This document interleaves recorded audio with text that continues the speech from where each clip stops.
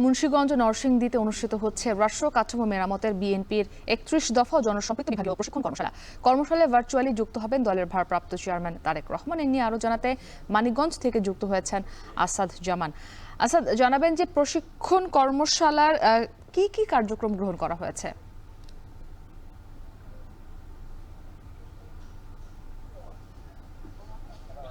মুক্তি, আপনি যেমনটি বলছিলেন, আমি এখন রয়েছি মানিকগঞ্জ মুন্নু সিটিতে। এখানে কিন্তু একটু পরেই কিন্তু শুরু হবে রাষ্ট্র কাঠামো মেরামতের ৩১ দফা ও জনসম্পৃক্তি প্রশিক্ষণ কর্মশালা। তো এখানে কিন্তু ভার্চুয়ালি প্রধান অতিথি হিসেবে মানে বক্তব্য রাখবেন ভারপ্রাপ্ত চেয়ারম্যান বিএনপির তারেক রহমান।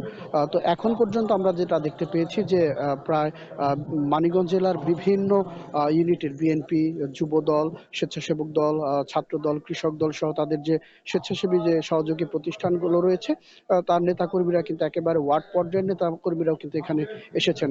এখানে আসার পরে আমরা দেখেছি যে তাদের সুশৃঙ্খলভাবে কিন্তু বসার ব্যবস্থা করা হয়েছে এবং তাদেরকে কিন্তু একটা ফাইল দেওয়া হয়েছে, যেখানে কিন্তু তারা ট্রেনিং কার্যক্রম করার জন্য যে জিনিসগুলো দরকার সেগুলো কিন্তু তারা দিয়েছে বলে আমরা দেখতে পেয়েছি। অপরদিকে আমরা এখানকার বিভিন্ন মানুষের সাথে, নেতাকর্মীদের সাথে কথা বলেছি।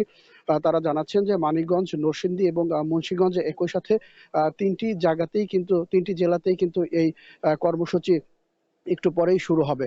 তো মানিকগঞ্জের যারা নেতাকর্মী রয়েছেন তারা জানিয়েছেন যে আধা ঘন্টার মধ্যে তাদের প্রশিক্ষণ কর্মশালার উদ্বোধন হবে এবং দিনব্যাপী এই প্রশিক্ষণ কর্মশালা চলবে বলে তারা আমাদেরকে জানিয়েছেন।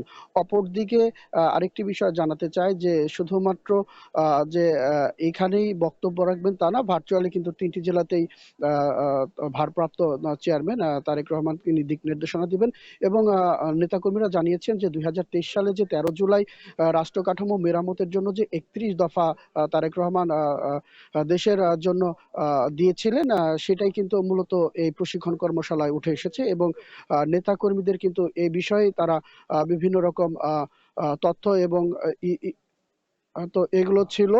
তো এই ছিল আমার কাছে সর্বশেষ সংবাদ। আরএফএল গিজারে আছে ওয়ার্ল্ড ফ্লো টেকনোলজি।